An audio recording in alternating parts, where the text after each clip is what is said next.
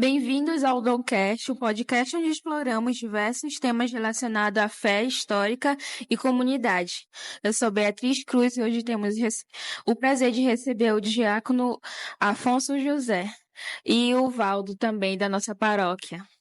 Boa noite, paróquia São Domingo de Gusmão. É uma graça mais uma vez estar juntos e hoje a gente tem uma visita ilustre que é o diácono Afonso José. Só presente, diácono. Boa noite a todos os ouvintes. Eu sou o diácono Afonso José. Eu sou encardinado na diocese aqui de Belém. Fui ordenado no dia 26 de dezembro de 2020. Vou fazer 4 anos de ordenado. Bem, eu estou atuando na Basílica Santuário de Nazaré já há algum tempo.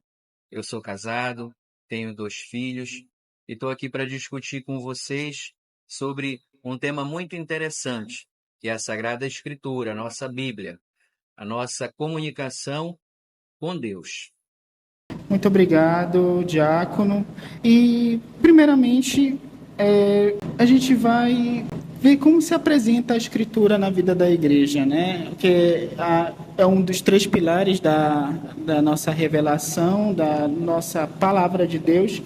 E o que o senhor poderia dizer para a gente que como é que se apresenta a Escritura na vida da igreja, né? Como é que a gente vê ela, como ela se dá na vida da igreja?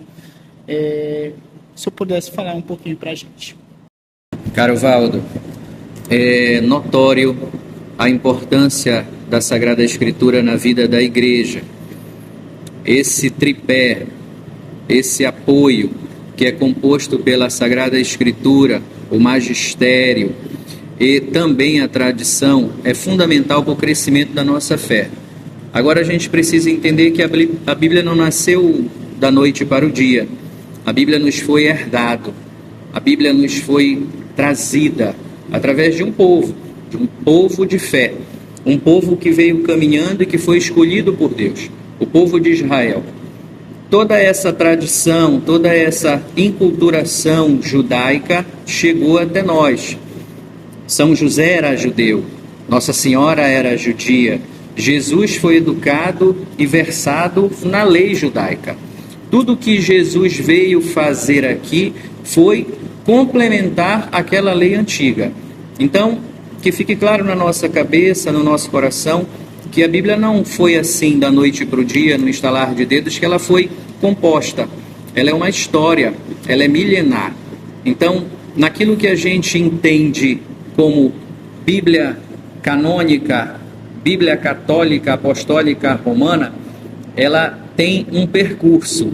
Ou seja, lá antigamente, no povo judeu, onde tinham a Torá, que são os 5 primeiros livros da Bíblia, eles faziam já essas tradições, esses cultos, eles tinham a sua forma de conversar com Deus. Ler a Sagrada Escritura, comentar, eles tinham todo o seu ritualismo, eles tinham a sua sinagoga, que era o templo, eles tinham as suas tradições, os homens para um lado, as mulheres para o outro, e assim por diante. Tinha o sacerdote, tinha o levita que cuidava dos jarros, dos vasos sagrados. E assim como a gente tem hoje na nossa igreja, nas nossas santas missas, nos nossos cultos, existia também uma tradição judaica. Pois bem, na época de Jesus, isso tudo acontecia. Jesus foi crescendo e foi compondo uma nova história. Jesus vem, na verdade, como um divisor de águas. E aí vem o primeiro start que eu queria dar para vocês. A Bíblia se divide em Antigo e Novo Testamento. Tudo que era antigo corresponde à lei antiga. Tudo que é novo corresponde à nova e eterna aliança, Jesus Cristo. Então ali tem um divisor de águas. Jesus veio trazer a boa nova, a boa notícia. Eu acho que, para que a gente fique com um entendimento mais abrangente da Bíblia, a gente não pode esquecer nunca que a Bíblia ela foi constituída lá atrás. Chegou até nós hoje, 2024. Não foi no estalar de dedos. É a história de um povo. É uma tradição herdada. É uma tradição que passou de geração em geração, milenar. e agora chegou nas nossas mãos. Como interpretar essa palavra? Essa é que é a pergunta. E é o segundo ponto que eu queria deixar aqui para vocês também. Como nós falamos no início, a Bíblia é um do tripé que é magistério, Sagrada Escritura e tradição. Antes da Bíblia estar conosco, o Santo Evangelho, as pessoas falavam de Jesus, comentavam de um homem de Nazaré que chegou, curou, fez milagres, profetizou, fez boas todas as coisas. E aí a gente vai caminhando e vai percebendo que depois que Jesus morreu, por volta dos 33 anos de idade, que essa é uma data que a gente tem na nossa cabecinha lá bem gravado, 33 anos, a Bíblia demorou mais ou menos os evangelhos 40 anos para serem escritos. Então, imagina só, nesses 40 anos, como que a pessoa, como que o povo falava de Jesus? Através da tradição, passando de pai para filho, para avô, as pessoas conversavam, as pessoas cultuavam, as pessoas participavam da fração do pão, mas ainda não se tinham os evangelhos. Tínhamos os livros antigos, todos os livros antigos da base judaica. Não tínhamos os evangelhos. Depois de 40 anos foi escrito o primeiro evangelho. E aí começou a se condensar o que a gente tem hoje como Novo Testamento. O primeiro evangelista a compor essa história foi exatamente São Marcos, que foi o primeiro evangelista a ser escrito. É um evangelho mais curtinho, um evangelho bem direto, bem preciso. O segundo evangelho a ser escrito foi de São Mateus. São Mateus já tomou como base um pouco o evangelho de São Marcos e escreveu um pouquinho mais didático, uma coisa mais que a pessoa tem mais facilidade de aprender. O terceiro, nosso evangelista, vem São Lucas, que já pegou as mesmas fontes de Marcos, as fontes de Mateus e fez um evangelho maior. E aí isso você percebe até na própria Bíblia sua, quando você pega lá, Marcos é mais curtinho, Mateus já é um pouquinho maior, Lucas já tem mais detalhes. Então tem coisas que Lucas fala que os outros evangelistas não falam, mas eles seguem a mesma linha de raciocínio. E por último tem o evangelista João. João já é um evangelho bem maior, bem mais rebuscado, mais detalhado. João foi escrever o seu evangelho já perto do século, perto de 100 anos, para escrever o seu evangelho. Então João já estava bem velhinho quando escreveu esse evangelho. Demorou muito mais do que os outros. Teve como base Marcos, Mateus, Lucas, e teve como base toda a tradição, teve como base a figura de Nossa Senhora, que morou com ele aos pés da cruz. Quando Jesus estava lá, ele entregou a João a sua mãe. Então João tem muita propriedade, muita coisa para escrever. Então eu acho que, tomando como base esse tripé, Sagrada Escritura, tradição e magistério, a gente precisa agora falar um pouquinho do magistério. O que é o magistério da igreja? O magistério da igreja é justamente aquele órgão que estuda, se debruça, detalha, tintim por tintim, aquele trecho bíblico, aquela frase bíblica. Ele vai no contexto, ele vai na história, ele condensa e entrega para nós uma coisa que a gente possa entender. O magistério é o corpo magisterial da igreja que estuda e entrega para os filhos de Deus a Sagrada Escritura. Por isso que a gente precisa ter muito cuidado quando a gente vai ler determinada passagem, determinado texto bíblico, sem essa ideia de que existe um magistério que já fez isso e que pode nos orientar muito melhor do que qualquer pessoa, a gente comete erros grandes na leitura bíblica. Então não é para ler a Bíblia de qualquer jeito. Existem documentos que a gente precisa ter acesso antes de começar a ler a Bíblia.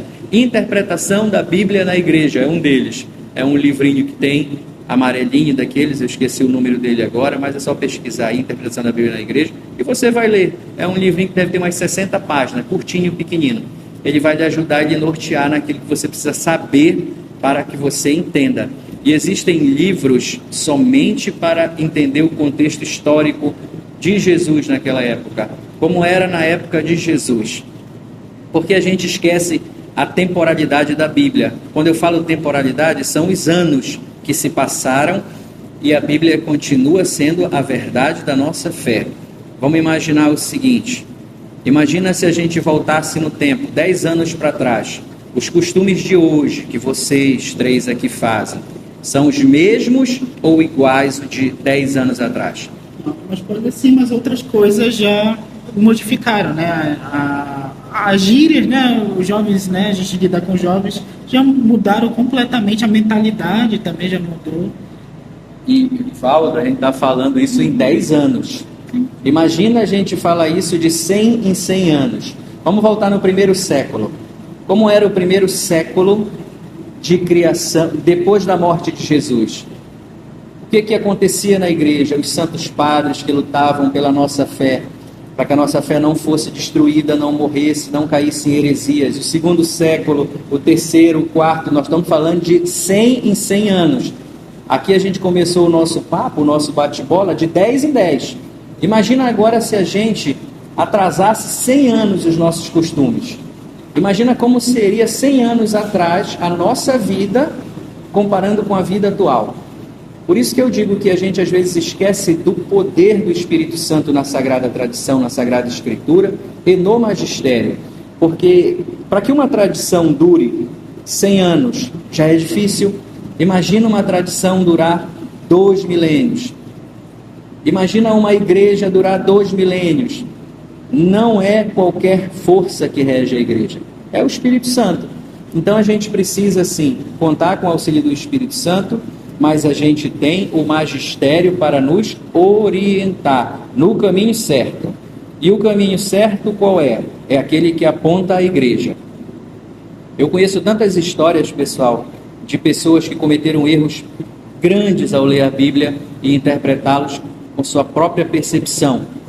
Quem pode nos ajudar nisso? Os padres, os diáconos, as pessoas que estudam na igreja, os catequistas. Temos que nos debruçar e estudar. Eu costumo dizer que o povo de Deus está sedento de conhecimento. E como a gente não consegue alcançar eles vão aceitando qualquer coisa, sabe? Qualquer pessoa que vem falando de Deus sem entender, sem compreender nada, eles vão aceitando e eles vão indo por aquele caminho. Então eu acho assim, a Igreja Católica Apostólica Romana, nós precisamos ocupar o nosso espaço aqui na nossa região, na nossa porção de igreja que foi dada para nós. E a partir do momento que a gente vai ocupando esse espaço, falando de Deus, mostrando o quanto que a Bíblia é importante na vida, eles também, com o auxílio do Espírito Santo que está no coração de cada um, vão se abrindo para essa novidade. E aí é aquilo que os padres, os bispos, os diáconos e todo o povo precisa. Uma comunidade consciente daquilo que faz, porque tem uma base em tradição, em magistério e na Sagrada Escritura. O nosso povo precisa estar também presente nesse tripé, senão ele vai ficar sem uma perna. E vai fazer falta. Se você for avaliar a igreja sem uma dessas pernas, você vai avaliar ela pela metade. Não adianta olhar só para a Sagrada Escritura. Muitas igrejas olham somente para a Sagrada Escritura. Não pode ser assim. Nós não podemos esquecer a tradição que vem antes da Sagrada Escritura. Tudo aquilo que foi vivido. Nós não podemos pegar e viver só da Sagrada Escritura e da tradição. Existe um magistério de anos e anos que escreveu, debruçou, participou da vida da igreja e hoje apresenta para nós um caminho fácil, um atalho. Não é preciso inventar a roda já foi inventada. A gente precisa sim saber quem inventou e como ele fez para chegar ali, naquela forma fácil. E esse é o papel do magistério. Então eu acho que nesse primeiro ato a gente abrange um pouco essa questão da criação, de como veio a Bíblia até nós, por que a gente precisa não avaliar ela de forma isolada, e sim em conjunto com a tradição, Sagrada Escritura e magistério, e que a gente não esqueça da temporalidade da Bíblia. Hoje, os desafios de hoje são diferentes dos desafios de 10 anos atrás, de 100 anos atrás, de 200 e assim por diante. Então, eu acho que, nesse primeiro momento, a gente pode concluir. Eu achei muito precisa a sua fala, Diácono, porque recentemente aqui na paróquia a gente tem feito uma leitura dos Santos Padres, Sim. Da patrística, e a gente encontra tantos tesouros. A gente estava falando sobre a cruz de Cristo, uma coisa que é tão comum na nossa fé. Como é que os Santos Padres encaravam o sacrifício de Cristo? E lá tem tesouros riquíssimos. A gente viu naquela formação muitas coisas. E aquilo que o senhor falou, sempre está auxiliado por alguém que é mais que é separado por uma missão específica para estudar aquilo. Eu me lembro que na Escritura tem aquela famosa passagem do eunuco da rainha, em Atos 8, que ele está lendo o rolo do profeta Isaías e ele pergunta assim, fala com o diácono Felipe. O diácono Felipe aborda ele, né, e fala: você está entendendo o que o senhor está lendo? Aí ele fala: como? Se ninguém não me explica. Aí o diácono vai lá, senta, conversa com ele e encaminha ele, dizendo que aquela profecia de Isaías estava referenciando a Jesus Cristo. Eu acho que isso é brilhante. Acho que esse é o modus operandi da igreja.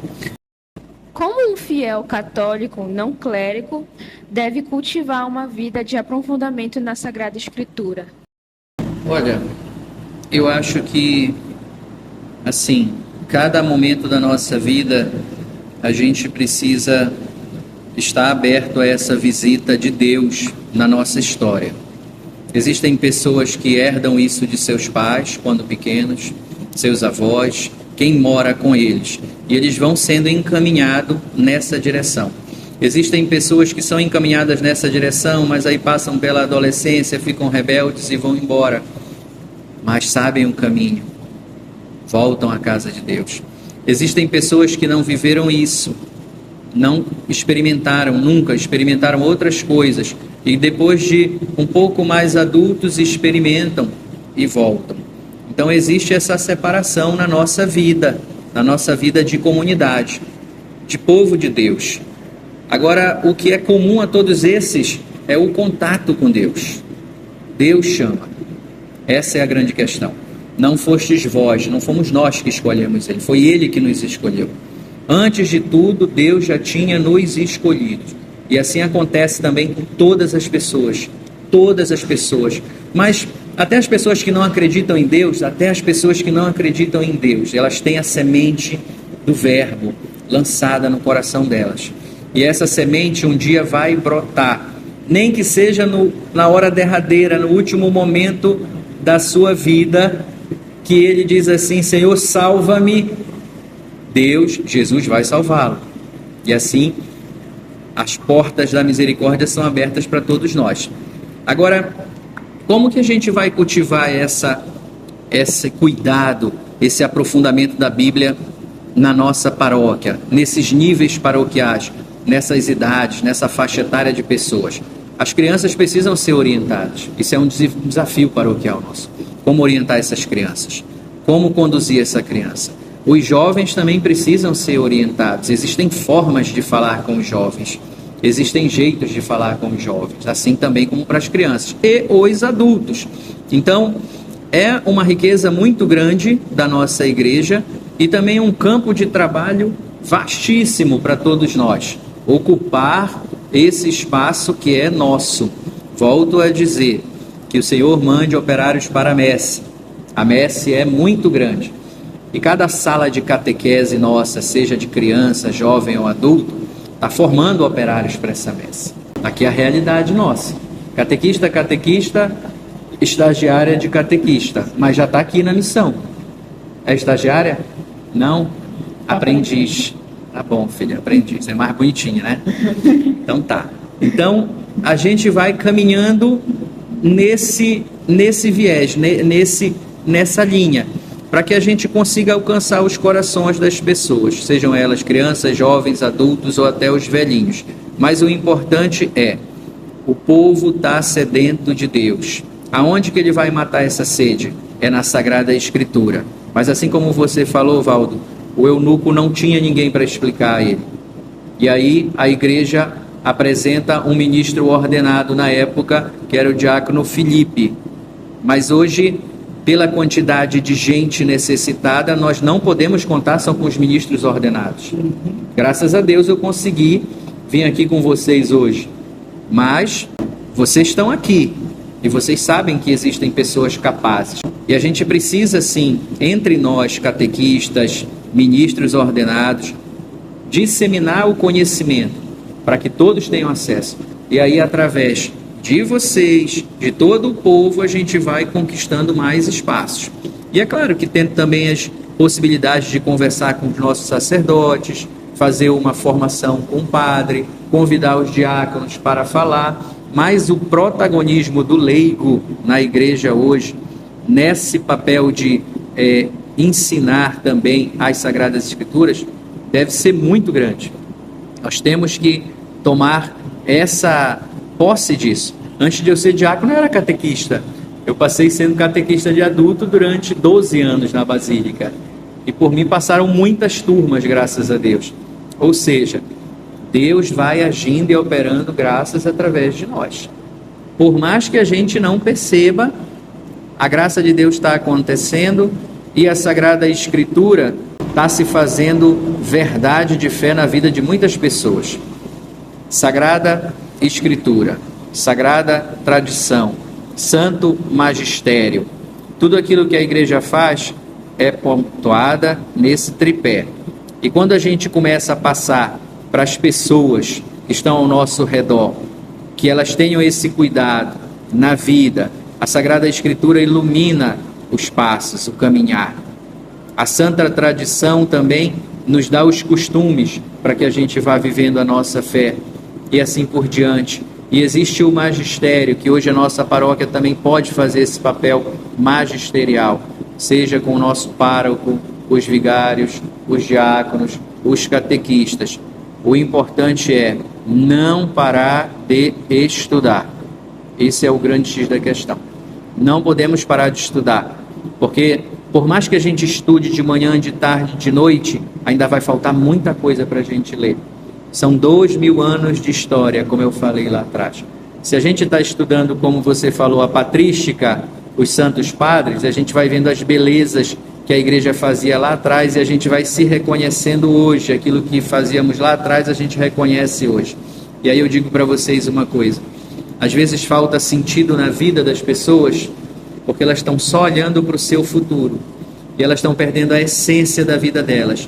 Antes de a gente caminhar para frente, a gente às vezes precisa visitar lá atrás quem eu sou, da onde que eu vim, que família eu nasci, como eram os meus costumes, para que eu avance para frente, sabe, filha, de maneira sólida e não vá sendo apontada a direção por qualquer um. Hoje em dia existem muitos influenciadores que influenciam a vida de muitas e muitas pessoas. E a gente vai perdendo a nossa característica, a nossa essência e vai assumindo outras características que não são nossas e vai trilhando caminhos que geralmente não vão dar a lugar nenhum. Aí a gente vai voltar lá atrás, processa tudo de novo e segue. Então, como é bom a igreja visitar sempre a tradição, como é bom a igreja visitar sempre o magistério para saber o caminho correto. Eu acho que o leigo fiel católico que quer aprofundar na Sagrada Escritura hoje, ele tem plenas condições de viver isso muito melhor do que 20, 30 anos atrás. Hoje a gente tem muita opção na internet, muitos livros, muitas informações, muitos padres explicando, basta querer. Ah, mas eu não gosto de ir na internet, eu não gosto de ler isso, eu não tenho acesso. Tudo bem, vá na sua paróquia.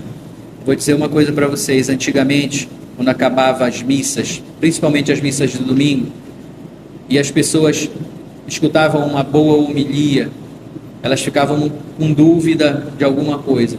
Elas enchiam as sacristias perguntando para o padre, perguntando para quem seja tivesse lá, para explicar para elas o que era aquilo que eu não entendi. Hoje em dia a gente não vê mais isso. Hoje em dia as pessoas terminam a missa, Se tiveram dúvida, continuam com a dúvida. E a dúvida é a pior coisa que tem. É melhor a gente errar do que a gente ficar na dúvida. Entenderam? É melhor a gente errar do que a gente ficar na dúvida. Porque a dúvida, ela vai ser esquecida. O erro não, eu errei naquilo. Aí eu vou ficar lembrando daquele erro e não vou mais errar. Mas quando eu fico com dúvida, é um passo para eu esquecer e não dar a importância devida àquilo. Então, assim, as sacristias nossas hoje estão vazias. Os fiéis católicos se acostumaram a não perguntar aos padres, aos diáconos, às pessoas que podem orientá-los. E o pior, digo a vocês, nós também nos acostumamos a não ensinar. Os padres também se acostumaram a não ensinar. Os padres terminam, se vocês quiserem colocar isso, pode colocar, tá? Porque é uma realidade. E se é para falar, vamos falar. Os padres terminam as missas, tiram suas vestes sagradas e vão embora.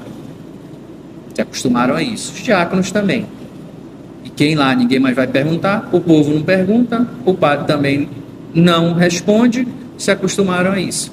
E a gente fica com uma lacuna imensa. O povo com sede não consegue beber a água da Sagrada Escritura.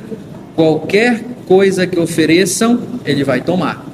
E aí a gente vê a proliferação de milhares e milhares de outras seitas, todas ao redor da nossa paróquia, um punhado de fiel aqui, um punhado de fiel ali, um punhado. A nossa está sempre mais cheia, graças a Deus.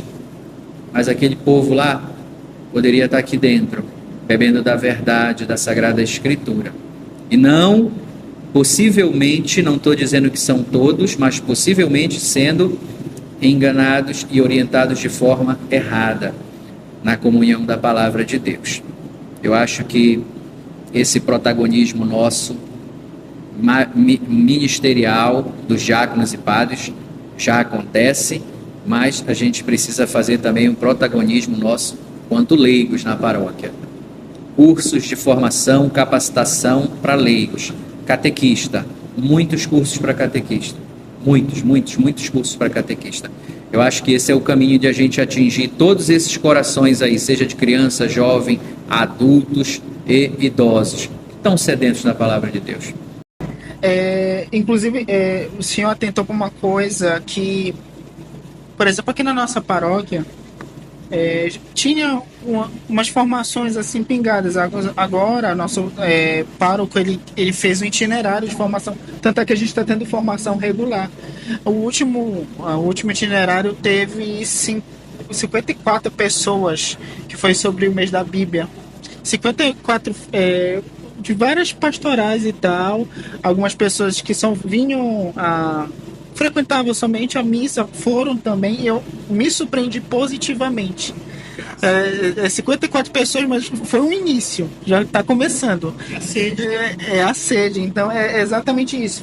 E o padre também, ele tenta, é claro, no tempo dele hoje, ele queria muito, só que ele está celebrando, o outro padre também.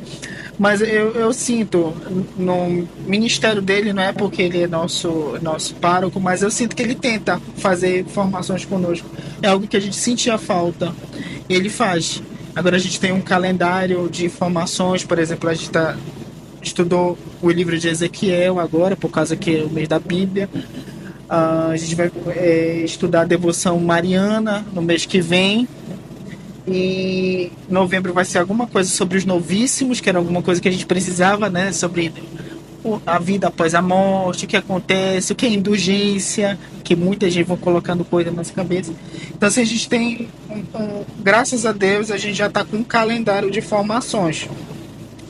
Mas eu sinto que algumas paróquias, algumas comunidades, nós catequistas, a gente participa de reunião da região e tal, e a gente sente, né, que alguns catequistas falam, olha, faz tempo que a gente não tem uma formação aqui, tá? E é algo que nos toca. Acho que suas palavras foram muito precisas da realidade nossa hoje. A gente vai falar um pouco sobre a Lectio Divina, que acho que é muito importante. A gente, mergulhando nas raízes cristãs, a gente já existia isso, esse método orante da palavra de Deus, só que agora graças ao bom Deus, está se espalhando entre os leigos, né? Eu queria que o senhor comentasse um pouco o que é a Lectio Divina, como é que se faz, e o senhor falasse um pouco para a gente. Vamos lá. Bom, a Lectio Divina é a leitura orante da Palavra de Deus. Nada mais é do que o contato nosso com a Sagrada Escritura. Não esquecendo de tudo aquilo que a gente falou antes. Eu preciso ter uma base para que eu não leve o meu pensamento e o meu coração para um outro caminho. Então, a leitura orante da Palavra de Deus, da Bíblia, ela é contada São 4 pontos importantíssimos que a gente tem como modelo para fazer acontecer essa Lectio. Então, primeiramente, a gente lê a Palavra de Deus. Ao ler a Palavra de Deus, a gente tenta entrar num estado de contemplação da Palavra de Deus. Contemplar a Palavra de Deus. Se colocar ali no lugar aonde aconteceu aquilo. Tentar imaginar aquilo e contemplar. Depois a gente vai meditar sobre aquela palavra. Meditar naquela palavra naquele tempo e trazendo também a hermenêutica para a nossa vida, nos dias atuais. O que essa palavra movimenta no meu coração? Que palavra ficou latejando, pulsando, de acordo com a batida do meu coração, enquanto eu lia esse trecho do Evangelho, ou esse trecho aqui do Antigo Testamento, ou das cartas de Paulo, qualquer que seja, livro dos profetas, enfim. E depois de tudo isso, eu rezo com aquela palavra. Ou seja, eu leio em profunda concentração, eu não posso ler de qualquer jeito, eu não posso estar em qualquer lugar, eu tenho que me recolher para poder entrar nesses 4 estágios. Uma leitura boa, uma contemplação, depois eu faço uma meditação e depois eu vou rezar com tudo aquilo que a palavra fez no meu coração desde quando eu li. Esses 4 pontos aí, eles não duram muito não, tá? Não precisa a gente que, então vou separar 1 hora para fazer isso. Não precisa. Eu consigo fazer isso, não posso pegar um trecho também muito longo, senão eu vou me perder. Um trecho bíblico, ele suficiente, uma perícope pode ter como se fosse 2 estrofes no máximo. São trechos, fragmentos pequenos que vão direcionar o meu coração naquela intenção. O que Deus quer falar comigo? Como que eu vou conduzir a minha vida? Então, são 4 pontos importantes. Ler a palavra de Deus, contemplar aquela palavra, depois da contemplação, fazer uma meditação daquilo na sua vida e depois rezar com aquela palavra durante algum tempo, para que você vá fixando ela no seu coração e siga a sua vida de acordo com aquela palavra. A palavra também nos orienta, a palavra nos aponta o caminho, nos aponta a direção, nos aconselha, a palavra faz tudo isso por nós. Então, muita gente aí sem saber o que fazer, perdido, dando cabeçada na vida, por falta de leitura bíblica e de entender o que a palavra de Deus representa na vida de cada pessoa. Então eu acho que a Lectio Divina veio para reavivou muito, muito legal isso no meio do nosso povo, mas as pessoas precisam ficar mais assim à vontade quando se fala disso. Precisam ficar mais à vontade. Parece difícil, mas não é. É só o nome, só o termo que parece que é difícil. Lectio Divina, meu Deus, o que é isso? Não, é a leitura orante da Bíblia. Eu leio, muito bem, eu contemplo, eu medito, eu rezo. Eu fazendo isso, Deus vai conversar comigo e vai me orientar. Era isso que eu tinha para falar sobre a Lectio. Nós temos muitos neoconvertidos. Qual a sua dica para iniciar a leitura orante da Escritura? Realmente, nós temos muito neoconvertidos. Muita gente se convertendo, muita gente retornando à casa de Deus, graças a Deus. A gente precisa sempre dar a orientação correta principalmente a esses neoconvertidos, porque assim, existe a iniciação da vida cristã. E a iniciação da vida cristã, ela começa pelo acesso aos sacramentos. Então, todo neoconvertido, ele precisa ser inserido na comunidade eclesial, na nossa igreja. E a porta de entrada é o batismo. Então, primeiro ponto, preparar essas pessoas, sejam crianças, deixa para lá, porque eles já são pequenininhos, não precisa de preparação. É só prepara os pais e os padrinhos e faz o batismo. Mas, quando cresce um pouco, preparar os jovens para o batismo, preparar adultos para batismo. Depois disso, preparar para a Eucaristia, crianças, jovens e adultos. Nesse caminho é o tempo propício para iniciar a leitura orante da Sagrada Escritura. Os neoconvertidos, eu percebo muito isso. Às vezes eles vêm muito afoitos, com muita vontade de Deus. E eles vão direto para a Bíblia e lê, interpretam, estudam bastante, mas eles precisam entrar na catequese paroquial. Precisam entrar na catequese paroquial. Não adianta eu ser professor de Bíblia e não ter o batismo na Igreja Católica. Não adianta eu ser professor de Bíblia e não comungar todo domingo do Senhor Jesus Cristo. Não adianta eu ser professor de Bíblia e não ter o sacramento da crisma. Isso eu estou falando que é a iniciação, tá? Uma pessoa só é considerada madura na fé depois que ela passa pelo batismo, Eucaristia e crisma. A partir desse momento, ela amadurece e ela vai tomar o caminho do discernimento. Qual é o caminho do discernimento? Eu vou me ordenar, eu vou ser um religioso, eu vou casar. 99,9999 vão para o casamento. 99,999 vão para o casamento. Esse 00001 vai para a vida religiosa, vai ser ordenado. Mas digo a vocês, Deus não desiste de nós. Deus não desiste de nós. E Deus tem pressa, sabe? Deus tem pressa. Porque às vezes a gente diz, não, é no tempo de Deus. Deus tem pressa. O pai quer do lado do filho. O pai quer ficar do lado do filho. Sempre, sempre, sempre, sempre, sempre. Eu digo isso porque o chamado que eu poderia ter tido lá atrás para ser sacerdote e não escutei a voz de Deus, Deus não desistiu de mim. Mesmo eu casado, Deus colocou uma mulher no meu caminho, me deu uma família e disse, não, agora vem. E eu estou aqui hoje como um ministro ordenado. Então, Deus não desiste de nós, mas Ele tem pressa do nosso sim. Talvez se eu tivesse dado sim lá atrás, poderia ter sido sacerdote. Mas aí você não teria a sua família. Com certeza. Mas Deus não desistiu de mim.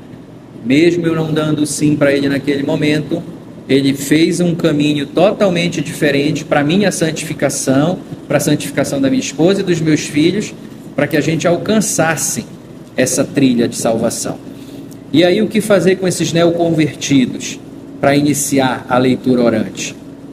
Chamar eles e convencer eles a participar da nossa catequese. Não tem outro caminho. Eles precisam ser inseridos. Mas eles já sabem tudo, mas eles precisam ser batizados. E eu digo para vocês assim, não são só os neoconvertidos, tá, gente? Vamos acordar também, porque dentro dos nossos grupos paroquiais, não estou falando daqui, estou falando de uma paróquia lá no Vietnã, tá? Existem pessoas na liturgia que não têm crisma. Existem pessoas na ministro da Eucaristia que às vezes não tem crisma. Existem pessoas que estão à frente dos movimentos pastoral familiar, ECC, que não tem crisma. Então a gente precisa ter esse cuidado, não só com os que estão chegando, os novos que estão chegando, mas com os velhinhos que já estão aqui dentro também, que precisam alimentar a fé e precisam amadurecer na caminhada cristã. Falei aqui do batismo, da Eucaristia e da crisma. Isso é o início. Esse é o início. Uma pessoa só é madura na sua fé depois que ela passa por essas três etapas. E depois ela vai ter o discernimento para fazer o que ela quiser da vida dela. E a leitura orante, ela participa de todos esses momentos. Uma pessoa que é madura na fé, ela vai interpretar, ela vai contemplar de maneira diferente a leitura orante da Bíblia. E ela vai, com certeza, extrair muito mais as coisas boas daquilo que Deus fala para ela, se ela estiver bem preparada e bem fundamentada, e principalmente com a ajuda da força sacramental. O que é a força sacramental? Por exemplo, a crisma. Aflora em nós os dons do Espírito Santo. Aflora em nós os dons do Espírito Santo. Uma pessoa crismada, ela é muito mais propensa a ter esse contato com a leitura orante do que uma pessoa que não é crismada. Ah, mas eu conheço um monte de gente que se crisma e recebe a imposição das mãos, o óleo e vai embora da igreja e some. Eu também conheço um monte de pessoas assim. E conheço gente que está na igreja, lê direitinho, fica na igreja e não é crismado. Não existe isso. Nem cabe. Uma pessoa que está na igreja, que vive a vida paroquial e não tem a crisma, eu sinceramente não consigo entender e compreender por que esse coração ainda não foi levado a esse desejo de receber os dons plenos do Espírito Santo para que desenvolva mais tanto a sua leitura orante, quanto o seu trabalho paroquial, a sua vida de igreja. Os frutos do Espírito Santo também vão ser mais gritantes na vida dessa pessoa, na família, no trabalho, na paróquia, em tudo. Então, eu acho que a preocupação com os néos, ela é bem pertinente, ela é bem consistente, mas também a preocupação com os que já estão aqui convertidos. A gente precisa fazer com que essa catequese atinja todos. A palavra catequese significa eco. Sabiam disso? É eco daquilo que Jesus nos fala, do que Deus nos fala. E o eco, quando a gente ecoa alguma coisa, é a mesma palavra. Então, a gente vai fazer ecoar aquilo que Jesus nos disse um dia. A gente vai transmitir para essas pessoas, para que elas também amadureçam e tenham a oportunidade de ter um bom contato com a Sagrada Escritura, ter um bom contato com a nossa igreja e ser fiel a esse Cristo que tudo quer fazer por nós e por eles. Então eu acho que esses neoconvertidos, eles são muito bem-vindos e a gente está aqui sempre para acolhê-los e ensiná-los e também aprender com eles, porque eles vêm cheios de experiências novas também, outras formas, outras visões, para que a gente também não fique num modelo engessado, sabe, de catequese. A catequese, ela diz só uma palavra, é o eco de Cristo, mas as formas de dizer isso, para que as pessoas realmente entendam e se convertam, elas são diversas. Elas são diversas. E aí a criatividade do catequista, das pessoas da paróquia, dos padres, dos diáconos, tem que fluir. Senão a gente vai falar e vai entrar por um ouvido e vai sair por outro. Entendeu? De fato, diácono, é bem pertinente que o senhor coloca, e a gente fez essa pergunta para o senhor porque a gente percebe, olha, hoje na nossa comunidade, principalmente entre os adultos, nossa irmã Beatriz, ela é catequista de perseverança, eu sou catequista de adultos, e tem o Mário também, tem a Carol, tem as pessoas, tem o Livaldo lá nas comunidades. Então, assim, a gente percebe que está vendo pessoas às vezes, que não são nem de denominações cristãs e foram pescadas e tem ainda uma dificuldade justamente de ser inseridas, vamos dizer, sacramentalmente, né? Seja porque ainda está conhecendo, tem ainda receio, alguma coisa, mas elas estão pouco a pouco se inseridas. Mas o que eu queria comentar também era principalmente só fala sobre aquelas pessoas que estão há anos, né, nas nossas pastorais, nos nossos movimentos, e é uma dificuldade, principalmente esse ponto da crisma. Alguns têm o batismo, tem a primeira comunhão, né, a Eucaristia, participa da Eucaristia, mas não tem a crisma. Isso é uma realidade bem que nos toca também. Nos toca demais. E eu esqueci de falar do sacramento do matrimônio, tá? Sim. Por exemplo, a nível de paróquia, na matriz, a gente percebe que muitos já receberam o sacramento do matrimônio. Mas quando nós vamos fazer as celebrações nas comunidades mais afastadas da matriz, a gente vê como é a realidade da fila da comunhão.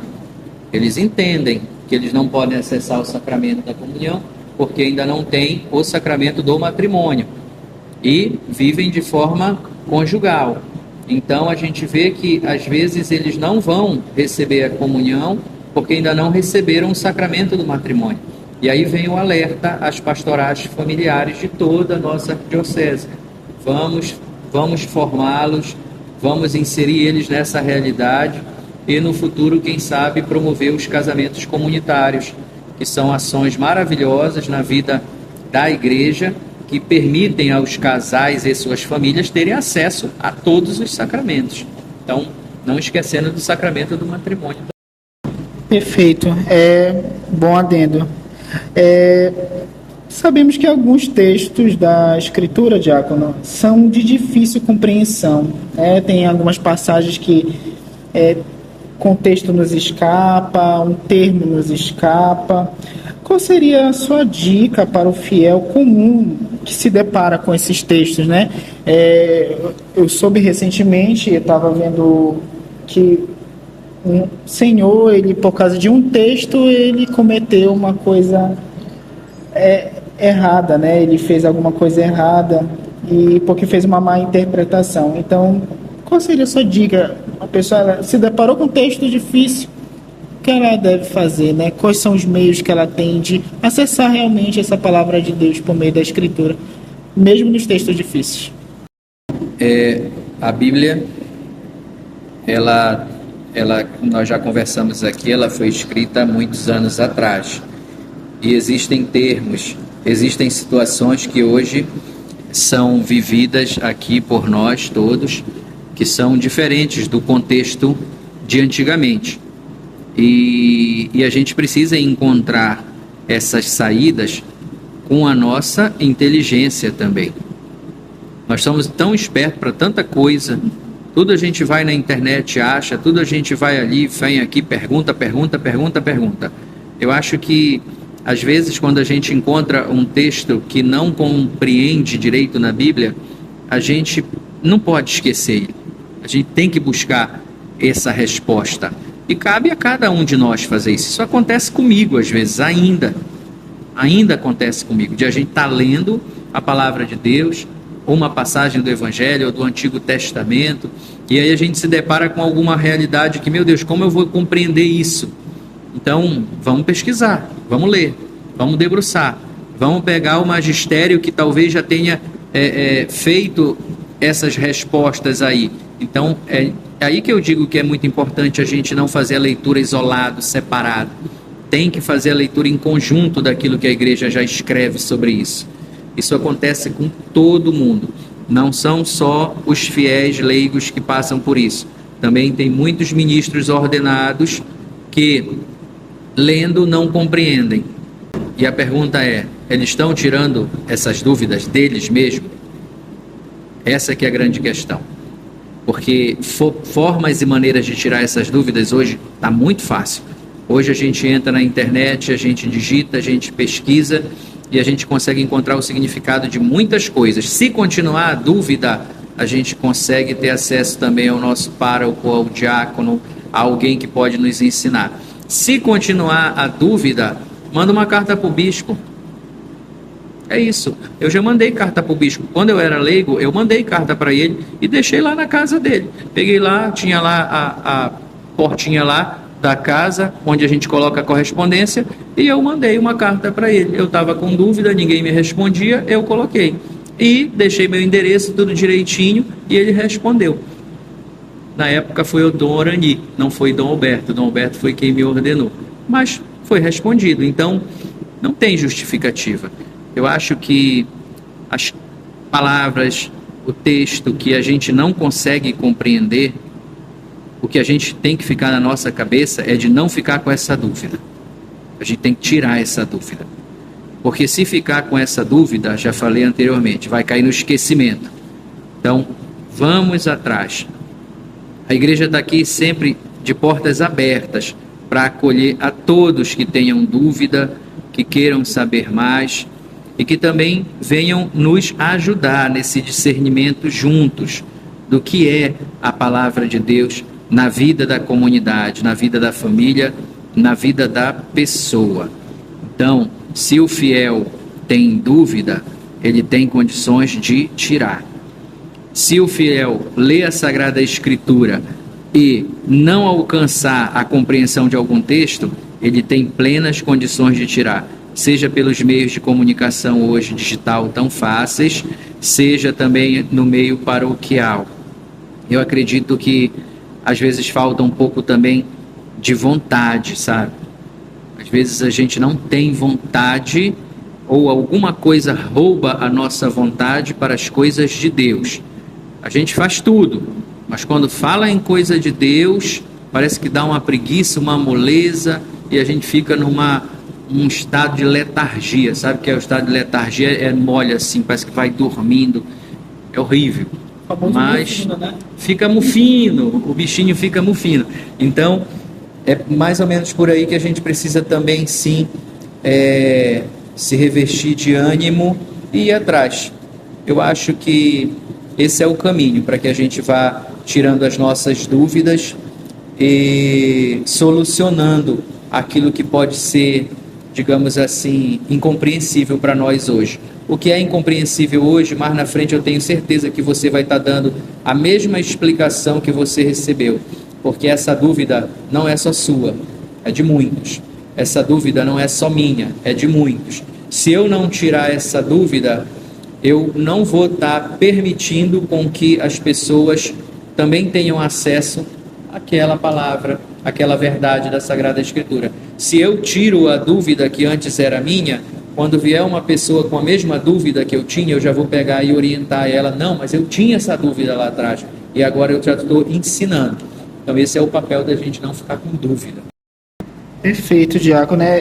De fato, e hoje em dia, o senhor citou a internet, acho que o acesso até ao nosso bispo é mais fácil, né? Tu conversa com o meu povo, né? Lá no YouTube, a pessoa ela pode digitar lá essa pergunta lá no vídeo dele e conversa com mais de 10 anos.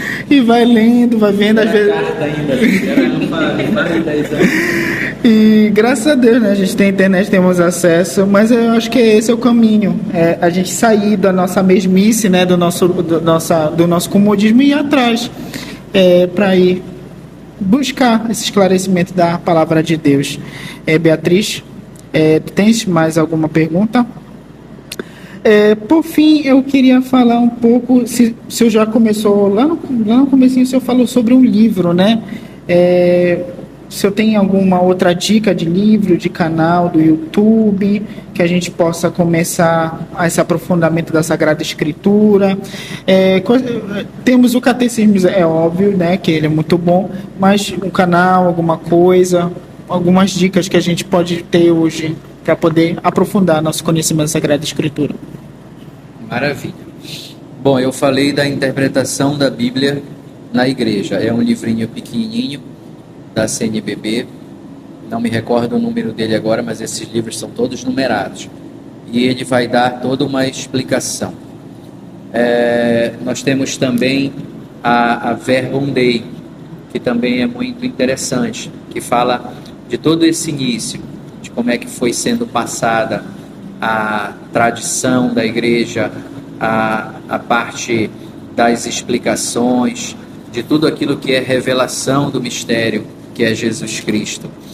É muito interessante também, é um livrinho bem pequenininho. Nós temos um livro que ele é o livro do contexto da vida de Jesus. Jesus, o contexto na época de Jesus. Esse é o nome do livro. Eu não me recordo o autor. Então é bom a gente pegar e entender tudo como funcionava naquela época, para que quando a gente leia, a gente já vincule aquela situação antiga e não fique só tentando trazer para a nossa realidade. Às vezes não cabe, algumas coisas não cabem, o que se fazia lá atrás não cabe aqui, nesse momento, em termos de costumes, mas eu entendendo lá atrás a realidade, eu vou com certeza discernir bem melhor a minha vida aqui na frente, aqui nesse tempo atual que eu estou passando. E é lógico que a gente tem acesso a muitos e muitos padres que destrincham a palavra de Deus, que são padres famosos aí, que estão com muitos seguidores e fazendo seus cursos. Então, podem escolher à vontade. Existem uma variedade assim, muito grande de bons padres que estão fazendo os cursos específicos para a Bíblia, Antigo Testamento, Novo Testamento, curso somente dos Evangelhos, cursos das cartas paulinas, cursos do Evangelho de São Lucas, específico. E também, por exemplo, a parte de Nossa Senhora na Bíblia. É um curso que eu vi um dia desse de um padre, que é muito interessante. Então ele foi detalhando toda a questão da Mariologia na Bíblia, os eventos de Nossa Senhora, de acordo com os Evangelhos. Então eu acho que com essas dicas aí, com certeza, aliado à boa vontade do fiel, ficar debruçado nesse livro, e se tiver dúvida, correr na sua paróquia para tentar achar alguém que vai lhe explicar com certeza. Deus sempre une as pontas, tá? Aonde tem um precisando de algo, vai ter um outro lá no outro lado que vai dar. E assim a gente vai sempre vivendo na igreja. Por isso que quando a gente se abre para a comunidade, a graça de Deus acontece. Enquanto eu estou na minha casa sozinho, deitado, eu posso ter o maior conhecimento do mundo de Bíblia, mas quem está precisando está na comunidade.